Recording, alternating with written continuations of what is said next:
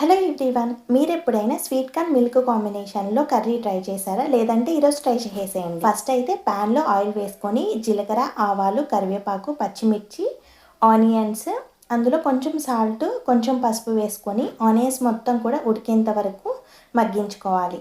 ఆ తర్వాత ఇందులో కొంచెం అల్లం వెల్లుల్లి పేస్ట్ వేసుకొని పచ్చివాసన పోయేంత వరకు ఫ్రై చేసేసుకొని తర్వాత చిన్న సైజ్ టమాటో కట్ చేసుకొని వేసుకోవాలి. ఈ రెండు కూడా బాగా మగ్గేంత వరకు మూత పెట్టి ఉడికించుకోవాలి. ప్యారలల్గా అయితే మిల్క్ బాయిల్ చేసేసుకోండి.